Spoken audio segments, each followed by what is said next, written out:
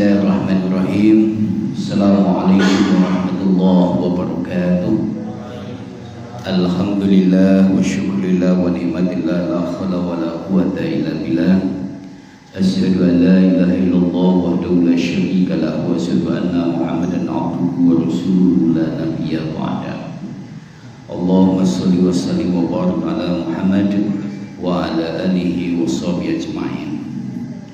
Jamaah Masjid As-Salam yang dimuliakan oleh Allah SWT, Al-Ustaz Al-Mukarram Kiai Haji Danusiri, hingga hari ini, malam ini masih di dalam proses pemulihan pasca operasi, sehingga pada malam hari ini belum bisa ta'lim sebagaimana biasa jadwal beliau.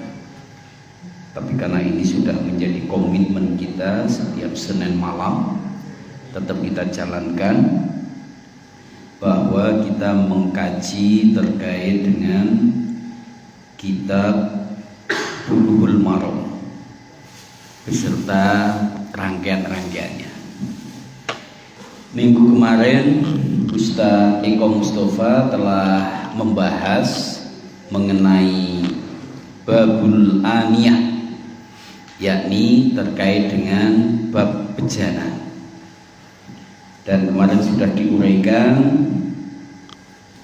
secara detail sebagaimana urutan-urutan terkait dengan bab bejana tersebut, bahwa di dalam kitab Bulughul Maram ini adalah hal-hal yang barangkali dalam kehidupan kita sehari-hari, mulai dari kita soal toharoh, jadi babakan terkait dengan Bulughul Maram itu kan mulai dari toharoh, kemudian kita nanti bab sholat, bab jenazah, bab zakat, kemudian puasa, haji, jual beli, kemudian ada faraid terkait dengan pembagian waris, kemudian bab nikah, ini yang ditunggu-tunggu oleh anak-anak muda kan gitu. Tapi ini masih, kalau menunggu sampai urutan ini paling 1 tahun lagi ya gitu ya. Terus kemudian bab tentang kitab jinayat, yaitu denda, terus kemudian kitab hudud, hukuman badan, terus kitab jihad, kitab bab makanan, kemudian bab sumpah dan nadar, terus kemudian keputusan pengadilan. Nah, bab toharoh saja kemarin yang telah dibahas bersama Kiai Haji Danusiri, mulai bab air. Bab air itu 2 pertemuan. Kemudian kemarin bab bejana, sudah sebagaimana yang telah dibahas oleh Ustadz Eko Mustafa. Terus kemudian ada bab najis dan cara menghilangkannya. Nah, ini saya hanya memperkuat dan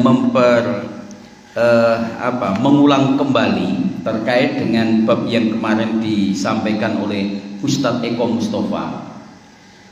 Bab bejana sebagaimana hadis yang ke-14, An Hudzaifah ibn Yaman qala Rasulullah sallallahu alaihi wasallam, la tashrabu fi aniyah adz-dzahabi wal fiddati wa la ta'kulu fi sihafiha fa innaha lahum fid dunya wa lahum fil akhirah. Dari Hudzaifah bin Yaman radhiyallahu an, ia berkata bahwa Rasulullah SAW bersabda, janganlah kamu minum dalam bejana emas dan perak, dan jangan pula makan dalam keduanya, karena emas dan perak untuk orang kafir di dunia dan untuk kamu di akhirat. Nah, ini bermakna bahwa kita ini tidak boleh terjebak pada perhiasan dunia, tidak boleh terjebak pada kemewahan dunia. Karena Allah telah menyediakan kenikmatan-kenikmatan kelak nanti di akhirat. Jadi kita tidak boleh mengumbar. Makanya di dalam dunia kita ini kan tidak boleh hedonisme, tidak boleh berlebihan, berpakaian ya sewajarnya, kemudian makanan juga makan yang sewajarnya. Nah, bahkan di dalam keterangan ini, hadis ini menunjukkan bahwa membuat bejana atau wadah untuk keperluan makan dan minum dari emas dan perak, hukumnya adalah haram bagi laki-laki maupun perempuan. Jadi sesugih apapun kita, ya tempat gelas kita ini juga tidak boleh dari emas. Piring yang kita jadikan makan juga tidak boleh terbuat dari emas. Karena apa?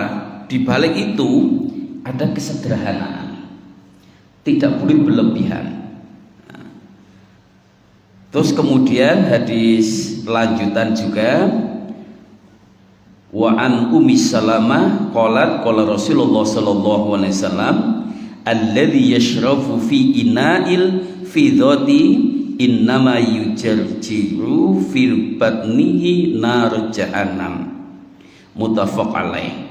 Dari Ummi Salamah radhiyallahu an, ia berkata bahwa Rasulullah sallallahu alaihi wasallam bersabda, orang yang minum dalam tempat atau bejana perak, maka sesungguhnya ia telah memasukkan ke dalam perutnya itu api neraka jahanam.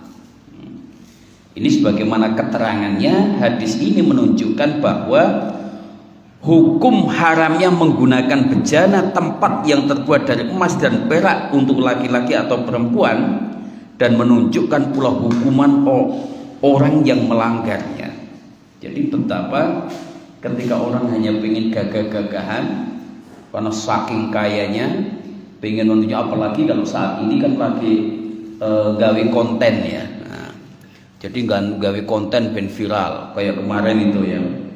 Jadi orang bergaya makan, nah menu di atas mejanya itu semuanya uang sing cik bendel-bendelan kan gitu ya. Lah demi konten, kadang-kala orang kan demi konten itu membuat sesuatu yang penting ki, wah ketok megah, ketok mewah kan gitu ya. Lah ini ada juga orang yang membuat konten, seluruh apa yang ada yang dipakai itu pakai bajunya pakai, wah ada bahannya dari emas. Jelas kalungnya, wah kalung emas pirang kilo dinggo kabeh, gelangnya dinggo kabeh. Itu hanya untuk ya pertunjukan, pamer saja. Nah itu tidak boleh. Jadi Bulughul Maram ini di samping pedoman-pedoman kita supaya secara syariah dan fikih kita lakukan, tapi juga ada pesan-pesan psikologis, pesan-pesan kejiwaan. Jangan sampai kita ini menunjukkan kesombongan. Jangan sampai kita ini menunjukkan hal-hal yang berlebihan. Jangan sampai kita menunjukkan diri kita ini sebagai perusak. Nah, maka kemarin disampaikan juga seperti itu. Terus kemudian hadis selanjutnya, wa an ibni Abbas radhiyallahu anhuma qala Rasulullah sallallahu alaihi wasallam idza dubihal ibhabu faqad tahur.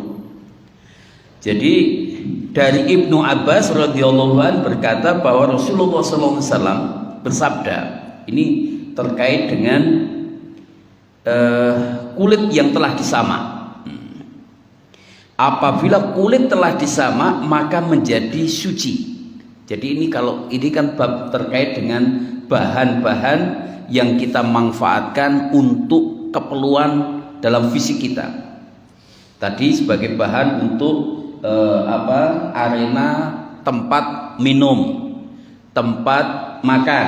Nah, ini juga ada kaitannya kulit yang bisa kita pakai, bisa untuk sabuk, kalau saat ini kan sabuk, bisa untuk alas kaki, bisa untuk baju dan sebagainya. Nah, ini apabila kulit itu telah disamak maka menjadi suci. Menurut Imam 4, semua kulit yang telah disamak adalah suci. Walaupun nanti ada hadis berikutnya, kulit apa yang tidak boleh walaupun telah disamak tapi tidak boleh dipakai. Jadi dari Salamah bin Muhabbik radhiyallahu an berkata bahwa Rasulullah sallallahu alaihi wasallam bersabda, "Dibahu juludil maitati tohuruha." Penyamakan kulit-kulit bangkai, jadi sucinya kulit-kulit itu. Jadi walaupun itu bangkai, sapi mati tanpa disembelih, dagingnya haram. Akan tetapi kulitnya ketika itu disamak maka itu boleh untuk dimanfaatkan. Itu hadis disahihkan oleh Ibnu Hibban. Jadi dari hadis 16, 17 dan 18 ini menunjukkan bahwa kulit binatang yang mati yang tidak disembelih hukumnya najis, tetapi dapat menjadi suci apabila telah disamak. Jadi bahwa kulit binatang yang mati tidak disembelih itu hukumnya najis, tetapi dapat menjadi suci apabila telah disamak. Disamak itu istilahnya kulit itu ibaratnya dibersihkan, diolah kan gitu ya. Nah, tapi bukan berarti diolah gawe kerupuk kerupuk ramba gitu ya. Tapi kulit yang telah disamak menjadi suci dan hanya boleh diambil manfaatnya saja, sedangkan dimakan tetap tidak boleh. Nah, jadi kulit sapi, itu kan jadi gawe ramba kan iso, kulit kebo geramba iso, yang gitu ya. Tapi itu tidak boleh untuk dimakan. Tapi kalau untuk dipakai, untuk alas, untuk sabu, untuk alas kaki, untuk sabu itu boleh. Jadi kulit yang telah disamak menjadi suci dan hanya boleh diambil manfaatnya saja, sedangkan dimakan tetap tidak boleh, haram. Ada beberapa pendapat tentang binatang yang kulitnya dapat disamak. Menurut Imam Syafi'i, semua binatang kulitnya boleh disamak kecuali anjing, babi, dan yang dilahirkan dari salah satu anjing atau babi. Kadang kan babi kawin karo wedhus, lah anake kan ngono to. Lah saiki mentok kawin karo bebek kan hasilnya kan beda. Lah ini hasil dari menurut Imam Syafi'i, semua binatang kulitnya boleh disamak kecuali anjing, babi, dan yang dilahirkan dari salah satu anjing atau babi. Jadi peranakan. Kemudian kalau menurut Imam Abu Hanifah, semua kulit binatang dapat disamak kecuali babi. Jadi kalau menurut Imam Abu Hanifah, semua kulit binatang dapat disamak kecuali babi. Berarti ini tidak menyebut anjing dilarang. Nah, kemarin kan Pak Yai dan Yusuli juga menjelaskan bahwa yang najis itu apanya kan gitu ya.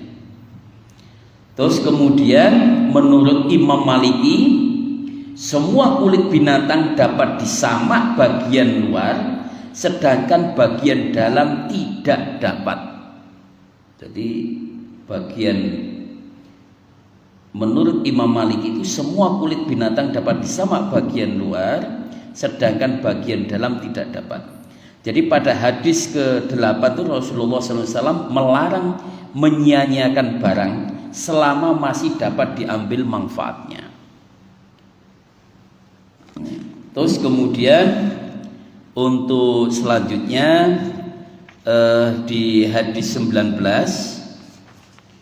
bahwa an Abi Sa'labah Al-Khushaini radhiyallahu an qala qultu ya Rasulullah inna bi ardi qaumin ahli kitab afana kulu fi aniyatihim qala la ta'kulu fiha illa allayat an la tajidu ghairaha faghsiluha wa kulu fiha. Jadi dari Abu Sa'labah Al-Khusaini radhiyallahu an, ia berkata bahwa ia bertanya kepada Rasulullah, "Ya Rasulullah, sesungguhnya kami berada di bumi ahli kitab. Bolehkah kami makan dalam wadah-wadah mereka?" Terus jawab Rasulullah, "Janganlah kamu makan dalam wadah mereka kecuali apabila kamu tidak menemukan lainnya. Maka bersihkanlah, kemudian hendaklah makan dalam wadah mereka tersebut." Jadi kita kan kadang nggak tahu wadah-wadah yang mereka buat sebelumnya. Tapi bagi pesan Rasulullah SAW di dalam hadis ini, janganlah kamu makan dalam wadah mereka kecuali apabila kamu tidak menemukan lainnya. Jadi orang wadah liane ya wis ora apa-apa. Maka bersihkanlah, kemudian hendaklah makan dalam wadah mereka itu. Terus yang selanjutnya, larangan menggunakan wadah-wadah milik mereka orang ahli kitab itu tidaklah bersifat tahrim, larangan keras, namun condong kepada larangan tanzih. Tanzih itu melihat situasi, ya kayak misalnya, tapi ini berbeda sekali ketika ad-darurah misalnya ya, kehalalan babi itu boleh ketika memang dalam konteks tidak ada makanan apapun dan hanya untuk bisa menyelamatkan, nah itu kita makan itu, tapi itu tidak boleh banyak. Jadi hanya untuk bersandarkan pada ad-darurah, jadi keselamatan diri. Maka ini keselamatan diri kita ini lebih penting. Maka kemarin fatwa Majelis Tarjih Pimpinan Pusat Muhammadiyah, kemudian fatwa Majelis Ulama Indonesia di dalam menerapkan terhadap putusan-putusan yang kaitan dengan ubudiyah itu kan mengedepankan keselamatan. Jadi jangan sampai menimbulkan bahaya dan jangan sampai membawa bahaya dan jangan sampai kena bahaya, khususnya di era pandemi Covid ini. Nah ini nampaknya suasana saat ini sudah mengarah ini, bertambah semakin mepet poso kok semakin ini Covid-nya itu apa senang mengikuti bulan puasa gitu ya. Jadi kemarin pada saat PON berjalan, Covid-nya hilang. Saat kemarin ada Imlekan, Covid ya belum begitu banyak datang. Terus kemarin saat Natal juga kok Covid-nya jalan-jalan gitu ya. Nah ini ketika menjelang mau Lebaran kok semakin bertambah bahkan. Nah ini Mas kolek yang ada di rumah sakit ini kan Romani bertambah ya. Nah, Romani bertambah ininya ya, ruang isolasinya. Bahkan di dalam data saat ini kan sudah masuk angka di atas 100 di kota Semarang ini. Berapa? 200. Oh ya sudah melonjak ini. Ya, mudah-mudahanlah kita berdoa ya. Mudah-mudahan segera sehingga tarawih kita insya Allah besok tarawih yang begitu kita khusyuk, bisa sebagaimana berjamaah kan gitu ya. Karena ini bulan Rajab. Jadi Rajab, Sya'ban, Ramadan. Jadi 3 bulan ini berturut-turut kalau menurut Syekhuna Abu Bakar itu, bahwa diibaratkan kalau bulan Rajab itu saat kita itu menanam, bulan Sya'ban saat kita itu menyiram, kemudian bulan Ramadan saat kita itu mengetam, panen. Makanya di bulan Rajab ini kan banyak sekali orang-orang yang melakukan hal-hal yang lebih spesifik kan gitu ya. ada yang puasa walaupun itu dalilnya ada yang mengatakan itu tidak sahih. Tapi paling tidak bagi kita adalah persiapan. Jadi bulan Rajab ini adalah bulan toto-toto. Jadi ketika kita masuk di bulan suci Ramadan, ya marhaban ya Ramadan, itu ketika kita menyambut bulan Ramadan itu benar-benar kita sudah kondisi siap. Maka di bulan Rajab ini adalah bulan yang toto-toto. Kalau diibaratkan bulan Rajab ini adalah bulan saat kita ini menanam banyak kebaikan. Noto supaya kita ini ya terbiasalah. Sing maune ora salatnya dongtek, nah, menjadi lengkap salatnya. Terus kemudian sing tadinya tidak pernah zikiran akhirnya berzikir. Karena ba'da salat itu afdolnya kita berzikir. Ahabul kalam indallahi arba. Jadi ada 4 kalimat yang sering kali kita baca ba'da salat. Subhanallah, alhamdulillah, Allahu akbar, la ilaha illallah. Itu bar salat. Siapapun imamnya di sini, saya atau Pak Kiai Priyo Nugroho atau siapa, kadang itu tetap zikir walaupun kita tidak dengan cara yang jahar. Karena zikir ini adalah bagaimana melatih diri kita ini supaya bisa berkomunikasi kepada Allah. Nah, kita berkomunikasi kepada Allah dengan zikir yang khusyuk supaya lisan kita ini melafadzkan, hati kita ini membenarkan, kemudian seluruh tubuh kita ini merasakan. Terus kemudian dalam perilaku kehidupan kita itu sesuai dengan apa yang kita ucapkan. Maka zikir ini harus penuh dengan kekhusyukan, konsentrasi. Tuh. Sehingga di bulan Rajab ini banyaklah kita ini berbuat baik.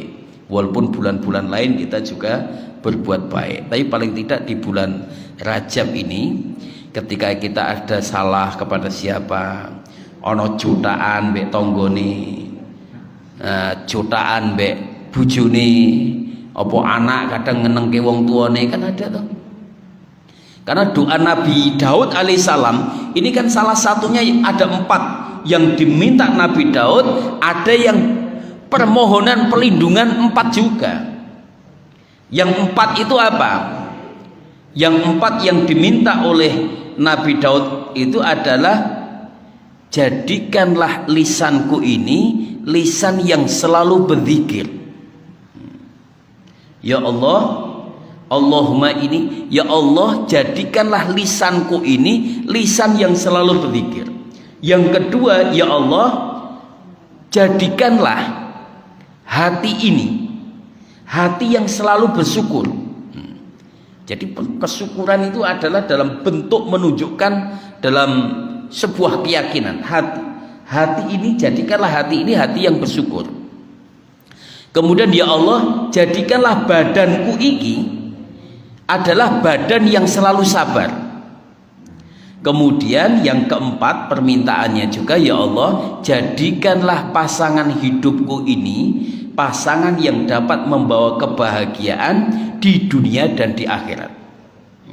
Tapi karena Nabi Daud seorang laki-laki, maka Nabi Daud berdoa, ya Allah, jadikanlah istri-istriku ini adalah yang dapat membawa kebahagiaan di akhirat. Karena Nabi Daud itu istrinya 99. Meh nambah siji dielekke karo Gusti Allah kan gitu. Karena sing disir bojone wong kan gitu. Terus dielekke karo Gusti Allah dengan apa? Didatangkan 2 malaikat dengan wujud manusia yang seolah-olah lagi bertikai. Yang satu punya 99 ekor kambing, yang satu punya 1 ekor kambing, kemudian bertikai berdebat ria. Intinya adalah minta agar 1 ekor kambing itu diberikan kepada yang punya 99 ekor kambing, ben genep 100. Nabi Daud wonge cerdas. Oh, ini berarti iki peringatan. Gusti Allah itu memberi peringatan kepadaku. Aku ku wis duwe bojo 99 kok ijek ngesir kae bojone panglimaku. Wah, nek di dalam kisah-kisah Israiliyat malah lebih ekstrim itu. Seolah-olah Nabi Daud itu pas lagi jalan-jalan yang samping melihat seorang wanita baradus toh, rambutnya itu cik semelak ngono kae, terus langsung takok karo pengawale, itu siapa? Oh, itu istrinya Aira. Sudah, Aira suruh perang. Kalau Aira perang nanti mati, istrinya tak pek bojo. Loh, itu kan kisah-kisah Israiliyat. Tapi sebenarnya tidak se ekstrem itu. Nabi Daud lagi batin batek pengen nambah bojo kan gitu ya. Wah, iki wis dileke Gusti Allah, karena sing di batin mungkin wong wedok sing urung ngerti nek Nabi Daud kalau itu sudah punya suami kan gitu ya. Nah, ini ada doanya 4 itu. Ya Allah, jadikanlah lisanku ini selalu berzikir. Maka di bulan Rajab ini banyak-banyaklah kita berzikir kepada Allah. Ya paling tidak yang kita hafal aja. Kalau hafalnya kita subhanallah, subhanallah, subhanallah, subhanallah, alhamdulillah, alhamdulillah, alhamdulillah, Allahu akbar, Allahu akbar, Allahu akbar. Kemudian ditutup dengan tahlil la ilaha illallah 33 kali. Itu adalah ukuran minimal sebenarnya. 33 kali itu ukuran minimal. Kalau bisa lebih banyak daripada itu. Terus ada doa Nabi Daud yang dimohon juga, ya Allah, janganlah kau jadikan anakku ini menjadi tuanku. Ya Allah, janganlah kau jadikan hartaku ini harta yang menyusahkanku. Jadi wong duwe bondo tapi nyusahke kan akeh. Wong duwe bondo tapi nggawe stres itu juga banyak. Coba banyak orang-orang itu, orang kaya raya tapi ujung-ujungnya bunuh diri akeh. Duitnya wah wes tak terhitung, kekayaannya tak terhitung, tapi kehidupan ini tidak tenang. Maka ini yang dipanjatkan kepada Allah, ya Allah, lindungilah aku dari hartaku yang menyusahkanku. Kemudian ya Allah, aku berlindung kepadamu dari istri-istriku ini yang mempercepat tumbuhnya ubanku kan gitu, yang sebelum waktunya. Jadi jangan sampai kita punya istri itu yang menyusahkan suami. Nah, ini kan diibaratkan bukan berarti ijik nom wis wanen terus gara-gara bojone kan enggak. Tapi ini ibarat jangan sampai kita punya istri itu yang membuat wong lanang ki mumet kan gitu ya. Karena kakean permintaan, kakean tuntutan. Ya, saat ini kan terjadi. Apalagi perceraian di Semarang itu tinggi lah karuan. Perceraian di Semarang itu kurang lebih di angka 290 per bulan. Dan rata-rata tuntutan pertama yang paling banyak itu adalah soal ekonomi.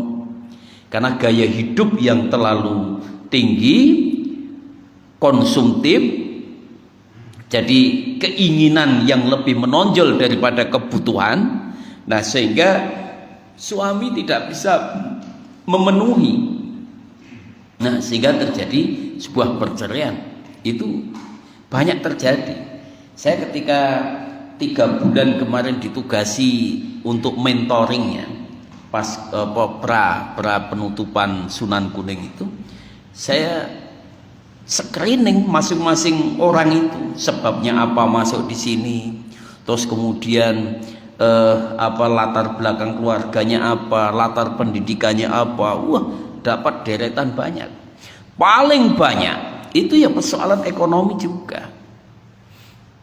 Ada juga yang kaitannya kekerasan rumah tangga karena disiksa oleh suaminya. Ada yang karena dijual, ada yang karena hobi kan gitu ya. Karena hobi gonta-ganti ada. Nah, maka doanya Nabi Daud, janganlah ya Allah kau jadikan istriku ini yang mempercepat tumbuh ubanku yang sebelum waktunya. Nah, Terus yang selanjutnya yang dipanjatkan doa Nabi Ibrahim kepada Allah, ya Allah, lindungilah aku dari adanya tetanggaku yang jahat. Jika ada kebaikan pada diriku, diam. Tapi kalau ada kejelekan tentangku, wah diumbar-umbarke, dikabar-kabarke.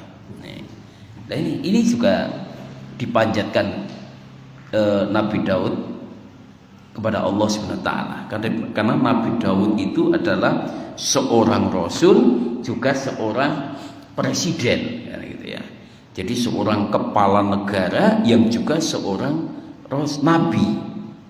Jadi memiliki kedudukan yang luar biasa. Nah, kembali kepada sini, termasuk kita nanti mendoakan kepada Kiai Haji Danusiri agar beliau juga diberikan kesehatan, terus diberikan kepulihan kembali sehingga bisa beraktivitas dan bisa membimbing kita di dalam proses ngaji bersama ini, dan utamanya di bulan Rajab, Sa'ban, masuk Ramadan. Ini banyak masjid-masjid yang sudah mulai toto-toto, karena di bulan Rajab ini penataan, misalnya takmir ini sudah mulai tata-tata. Nanti jamaah, apalagi di era pandemi Covid seperti ini, berarti kan perlu namanya pembersihan, penataan, terus kemudian nanti jamaah harus dibagaimanakan, kamar mandi nepi, tempat wudhu nepi. Maka ini di masjid sini juga nanti ada bersih-bersih, penyemprotan berkala. Nah ini bulan Rajab. Terus nanti bulan Sa'ban lebih mendekati lagi. Nah, para takmir juga sudah mulai menata siapa bertugas di imam tarawehnya, siapa bertugas di subuhnya, kemudian siapa yang nanti bertakjil. Karena bertakjil itu di masjid-masjid gede itu sudah tidak lagi kesulitan, bahkan berebut itu. Wah, saya dan sebagainya. Nah, supaya tidak terjadi penumpukan makanan yang berlebih, maka panitia mengatur. Nah, ini memang panitia mengatur. Kayak Masjid Taqwa Mas Kolek sudah menata itu banyak kegiatan-kegiatan Ramadan. Nah, tarhib Ramadan.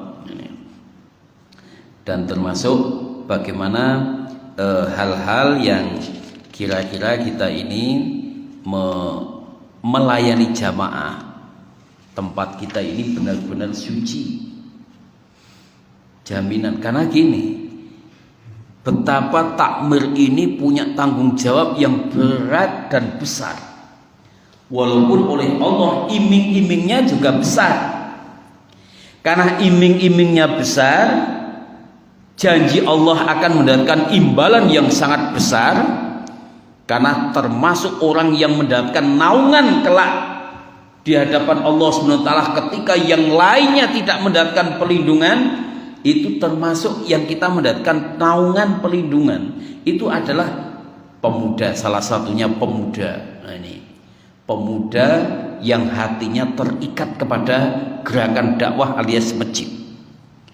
Kemudian termasuk orang yang memakmurkan masjid. Nah, ini nanti yang ketika yang lain itu tidak mendapatkan naungan dalam kondisi panas, wah ini padang masyar, tapi kita nanti akan mendapatkan perlindungan. Itu adalah termasuk pemimpin yang adil, termasuk orang yang ketika ya terhindar dari maksiat lah, ketika ada kesempatan bermaksiat tapi dia tidak mau memanfaatkan itu untuk berbuat maksiat. Ya, termasuk bagaimana kita memakmurkan masjid ini. Ini yang akan mendapatkan naungan dari Allah. Maka ketika sampai ada jamaah yang menggunakan tempat sholat ini, kemudian posisinya adalah ternyata bernajis dan jamaah itu tidak tahu, maka kita takmir yang bertanggung jawab. Maka kita harus ngecek kebersihannya, bagaimana alur dari tempat WC ke tempat yang suci, memang harus detail kita. Ya, terus kemudian selanjutnya hadis terkait dengan larangan menggunakan wadah milik orang ahli kitab tadi tidaklah bersifat tahrim, larangan keras, namun condong kepada larangan tanzih. Hal ini dikuatkan dengan hadis berikutnya, yakni di hadis 20 tadi, di mana Rasulullah SAW dan para sahabat menggunakan mazadah milik perempuan musyrik. Jadi sesungguhnya Nabi Muhammad SAW dan para sahabatnya telah berwudu dari mazadah, tempat penyimpan air perempuan musyrik. Alias apa? Tempat ketika itu memang bersih, dan tempat dari mana, apalagi kalau saat ini kita berniaga. Barang-barang yang kita pakai saat ini itu kan lebih banyak barang dari China. Oh, saiki apa iki sing ora saka Cina, klambi wae saiki banyak dari Cina. Loh, kalau kita di Mekah, Madinah itu, neng toko-toko itu malah produk-produk Chinese, produk-produknya wong kafir di sana.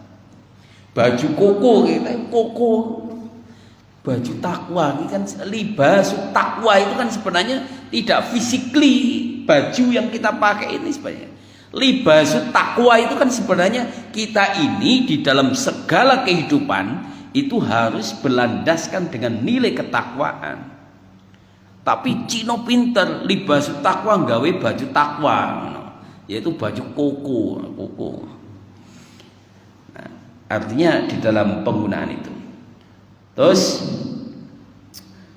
sebagaimana kemarin yang terakhir itu adalah wa an Anas bin Malik radhiyallahu anna qaddahan Nabi sallallahu alaihi wasallam ingkasara fattakhada makana sya'bi silsilatan min fidati. Jadi dari Anas bin Malik radhiyallahu an, sesungguhnya mangkok Nabi Muhammad SAW itu pecah retak. Maka Nabi Muhammad SAW menyambungnya yang pecah itu dengan perak. Jadi sambungan, bukan berarti seluruhnya dari perak, tapi sebagai alat sambungnya. Jadi misalnya sebagai perat, nek awake dhewe saiki materi. Hadis ini menunjukkan bahwa penyambung mangkok yang retak akan pecah dengan perak itu boleh. Maka mari bersama-sama di penutup ini kita berdoa kepada Allah SWT agar diri kita, khususnya Bapak Kiai Haji Danusiri, diberikan kesehatan oleh Allah SWT, diberikan kesembuhan, dan kita semuanya terhindar dari mara bahaya, dan kita di dalam proses ibadah ini diberikan kemudahan-kemudahan, kelancaran-kelancaran, tidak ada hambatan, tidak ada halangan suatu apapun. Li ibtigha'i mardatillah. Al-Fatihah. A'udzu billahi minasyaitonir rajim. Bismillahirrahmanirrahim. Alhamdulillahirabbil alamin arrahmanir rahim maliki yaumiddin. Iyyaka na'budu wa iyyaka nasta'in. Ihdinas siratal mustaqim siratal ladzina an'amta 'alaihim ghairil maghdubi 'alaihim waladdallin. Amin. Al-Fatihah. A'udzu billahi minasyaitonir rajim. Bismillahirrahmanirrahim. Alhamdulillahirabbil alamin arrahmanir rahim maliki yaumiddin. Iyyaka na'budu wa iyyaka nasta'in. Ihdinas siratal mustaqim siratal ladzina an'amta 'alaihim ghairil maghdubi 'alaihim waladdallin. Amin. Al-Fatihah. A'udzu billahi minasyaitonir rajim. Bismillahirrahmanirrahim. Alhamdulillahirabbil alamin arrahmanir rahim maliki yaumiddin. Iyyaka na'budu wa iyyaka nasta'in. Ihdinas siratal mustaqim siratal ladzina an'amta 'alaihim ghairil maghdubi 'alaihim waladdallin. Amin. A'udzu billahi minasyaitonir rajim. Bismillahirrahmanirrahim. Alhamdulillahirabbil alamin hamdan syakirin hamdan na'imin hamdan yuwafi ni'amahu wa yukafi mazidah. Ya Rabbana lakal hamdu kama yanbaghi li jalalika al-karim wa 'azimi sultanik. Allahumma antas salam wa minkas salam wa 'alaika yadus salam wa hayyina rabbana bis salam wa adkhilna jannata darus salam tabaraka rabbana wa ta'ala kaidal jalal wal ikram. A'udzu bikalimatillahi tammati min syarri ma khalaq la haula wala quwwata illa billah. Hasbunallahu wa ni'mal wakil, ni'mal maula wa ni'man nasir. Allahumma ya ghafirul bala ikfinal bala qabla nuzulihi minas sama. Allahumma ya ghafirul bala ikfinal bala qabla nuzulihi minas sama. Allahumma ya ghafirul bala ikfinal bala qabla nuzulihi minas sama. Allahumma ya alima bima yanzil ikfina syarra ma yanzil qabla an yanzil hatta la yanzil. Allahumma ya alima bima yakun ikfina syarra ma yakun qabla an yakun hatta la yakun. Rabbana la tu'ahidna inna syina aw a'ta'na. Rabbana la tahmil alaina isran kama hamaltahu 'alal ladzina min qablina. Rabbana wa la tuhammilna ma la taqata lana bihi wa'fu 'anna waghfir lana warhamna anta maulana fansurna 'alal qaumil kafirin. Allahumma arinal haqqa haqqa warzuqna ittiba'ah wa arinal batila batila warzuqna ijtinabah. Rabbana hab lana min azwajina wa dhurriyyatina qurrata a'yun waj'alna lil muttaqina imama. Rabbana atina fid dunya hasanah wa fil akhirati hasanah wa qina adzabannar. Subhanaka rabbika rabbil izzati amma yasifun wa salamun alal mursalin walhamdulillahi rabbil alamin. Bisyiril Fatihah. A'udzu billahi minasyaitonir rajim. Bismillahirrahmanirrahim. Alhamdulillahirabbil alamin arrahmanir rahim maliki yaumiddin. Iyyaka na'budu wa iyyaka nasta'in. Ihdinas siratal mustaqim siratal ladzina an'amta 'alaihim ghairil maghdubi 'alaihim. Al-Fatihah. A'udzu billahi minasyaitonir rajim. Bismillahirrahmanirrahim maliki yaumiddin. Iyyaka na'budu wa iyyaka nasta'in. Ihdinas siratal ladzina an'amta 'alaihim ghairil maghdubi 'alaihim.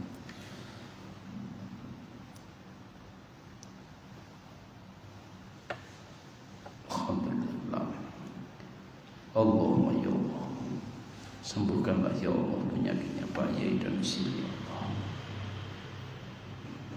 Allahumma antas syafi syifa ila syifa ila syukur bi rahmatika ya arhamar rahimin. Al-Fatihah. A'udzu billahi minasyaitonir rajim. Bismillahirrahmanirrahim. Alhamdulillahi rabbil alamin arrahmanir rahim maliki yaumiddin. Iyyaka na'budu wa iyyaka nasta'in. Ihdinas siratal mustaqim siratal ladzina an'amta 'alaihim. Alhamdulillahirrahmanirrahim. Jadi Bapak-bapak, Ibu-ibu sekalian, mudah-mudahan kita selalu mendapatkan keridhaan dari Allah SWT. Dan kajian kita rutin ini setiap Senin malam. Siapapun ketika nanti Pak Yai dan Usili itu berhalangan, nanti bisa kadang Ustaz Eko Mustafa, saya atau Pak Priyo atau yang lain. Yang penting ini tetap istiqomah kita jalankan. Dan insya Allah hari Ahad besok ada kajian subuh ceria bersama Ustadz Dr. Muhammad Nasih. Flyer sudah dibuat oleh Mas Syafi'i dan cukup luar biasa. Mas Syafi'i pinter nge flyernya. Nah ini, jadi insya Allah besok hari Ahad tanggal 13 kita ada kajian subuh ceria. Dan subuh ceria ini adalah selapan sekali. Dan dulu di masjid ini ada pengajian miswah. Nah, sepanjang ada pandemi Covid ini kita tiadakan dulu. Nah, karena kalau malam itu biasanya meluber lebih banyak kan gitu ya. Ini alhamdulillah. Dan nanti tanggal 20 kita ada pengajian bersama antara NU Semarang Selatan dengan Muhammadiyah Semarang Selatan. Nah ini nanti ada anak-anak mudanya, Mas Kolik, Mas Mustafa DS, Mas Syafi'i, ada Mas Mirza, Mas Azam. Nanti anak-anak mudanya, tempatnya nanti di masjid di Ponorogo, di Masjid Undip tanggal 20 ya.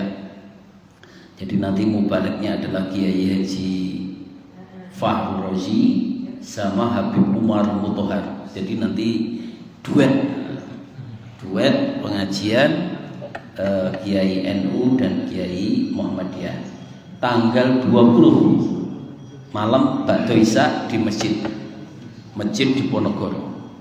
Demikian, mudah-mudahan Allah memberikan keberkahan pada pertemuan kali ini. Dan sekali lagi mohon maaf atas segala kekurangan dan khilaf, dan kita harus istiqomah terhadap kegiatan-kegiatan yang insya Allah akan mendapatkan keberkahan. Karena di setiap kajian kita kali ini, walaupun yang hadir ini bisa dihitung, tapi secara tidak terlihat itu banyak sekali karena turunnya malaikat-malaikat kita. Demikian, assalamualaikum warahmatullahi wabarakatuh.